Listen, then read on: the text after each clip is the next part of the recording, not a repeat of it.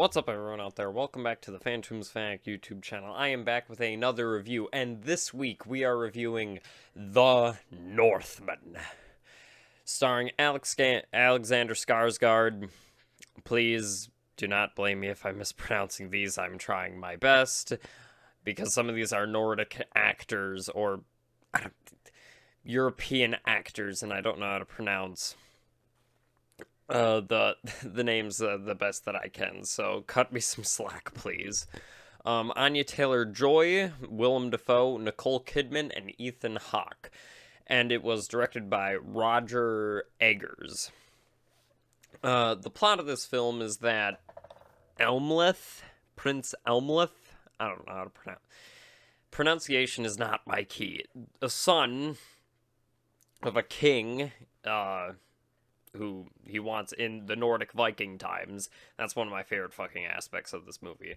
But a son in the Nordic, a prince in the Nordic Viking time, you get the gist, is just like taught by his father the way that things go, but then his father and throne is unrightfully taken from him by his uncle, and then after years of being away from home, he finally decides to take his revenge, and he even says it in the trailer. I will avenge you, father, I will save you, mother, and I will kill you further. And you get probably the best film that I've seen out of this year of 2022. Obviously, I'm a huge fan of Roger Eggers. I fucking love The Witch, and I fucking love The Lighthouse. So I was already pumped going into this, because I'm like, yes, Roger Eggers in a Nordic Viking movie, because no matter what he is doing, he always tries to be like the most historically accurate that he can, but still has his style, and it works so fucking well. Like, his almost like, not gothic, but it's just like his direction and like visionary for all this shit. The Lighthouse is gorgeous, and so is The Witch, and this is no number for this. The cinematography in this film is fucking phenomenal. Everything to like the lighting and like the huge vast like Norwegian like areas, and especially the directing in the some of the action scenes where we follow the main character killing the fuck out of people. It's brutal, but at the same time so well shot, and the choreography really captures just like the strength of this character. Like, you fucking feel like if he gets a single like slice on you, you're gonna be cut in fucking twain. Like, that's how powerful he feels in this.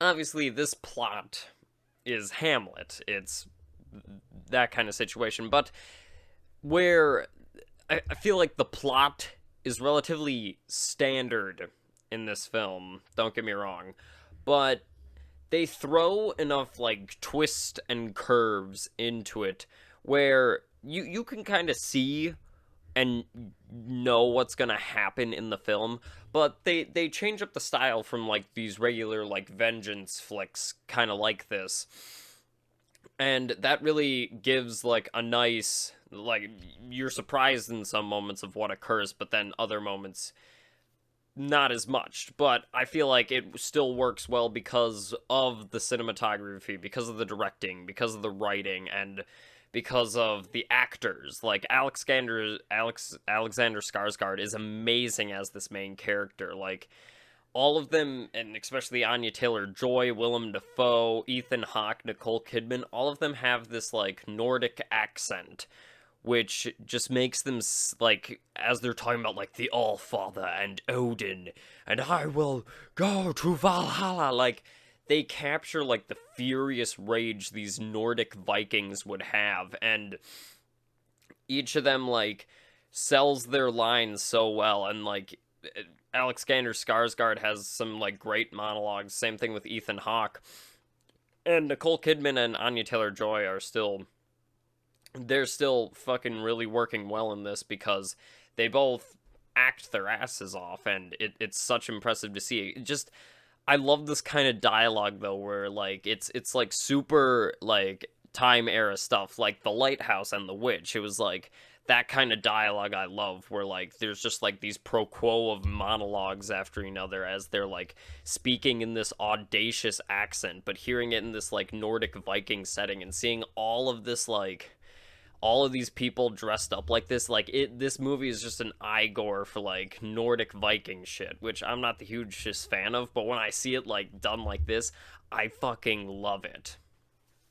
And like the cinematography in these like dream spirit scenes where like Alexander Skarsgård is like going to Valhalla and stuff like that is also very well done. The effects are used sparingly just to enhance stuff, which I like.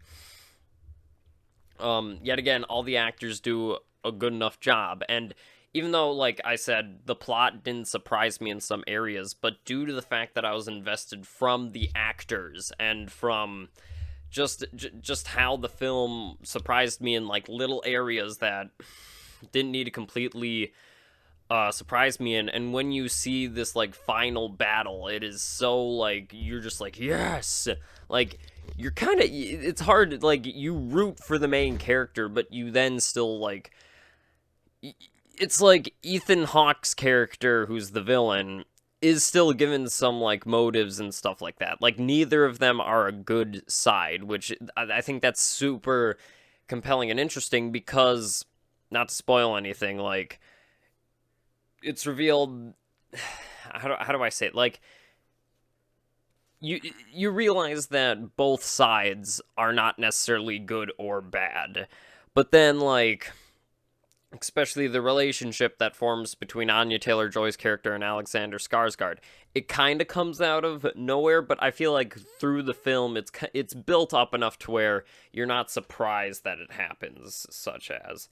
And I especially like these like scenes of seeing this like family tree lineage connected to this heart, like amazing imagery by Roger Eggers, and like his direction and cinematography in this is phenomenal. And as I said, I really enjoy the actors in this. And, like, the gore is brutal. Like, there's just, like, decapitations left and right. I love that kind of shit. Like, it's not, like, over... Sometimes I like over-the-top gore, but with this, I feel like it's not over the top. It's just so realistic and, like, brutal because it just kind of comes out of nowhere. And, obviously, our main character is a flawed person, but you still connect to him and his journey throughout the film, and I feel like that's due to the writing and the directing and having him as our main character, but it still gives some agencies to the others, which is interesting, and especially because he's a Viking, like, he has some rules and stuff like that, and I like that he's not necessarily going to follow all the things. Of course, as I said, for a tiny complaint about this movie, we didn't get a lot of Willem Dafoe, which disappointed me, but you still got some great monologues from the man, so I had no problem with that. As I said, I feel like the plot itself is not the most surprising, but I feel like it works enough with its twists that, like, there's some interesting ways to take it. Like, with a plot like this, you'd be like, oh, the journey is him finding him, and then he finds him near, like, the last half an hour.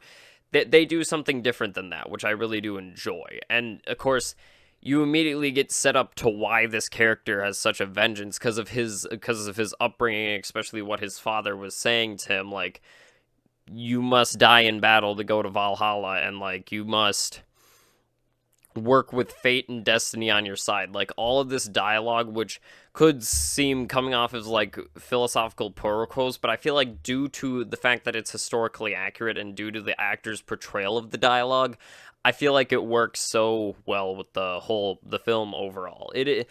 I really fucking enjoyed this film. It is such a interesting watch. I love Robert Eggers, and I love this. This film does a really good job with all of this different stuff and really connects you to the characters, but then still gives you a nice eye gore and some nice dialogue to throw back and forth between the characters, which I feel like makes it work very well visually, spectrally, and everything.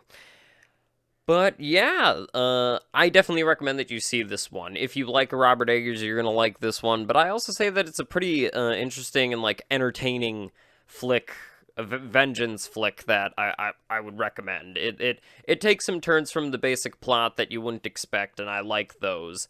It keeps you engaged throughout the entire thing, at least for me it did, and I was super enthralled by it. But yeah, hope you guys enjoyed. Please like and subscribe down below. Share your opinions in the comment section down below. I always like to see those. If you have any reviews, movies you would like me to cover, please put those down there. And yeah, I will see you all next time.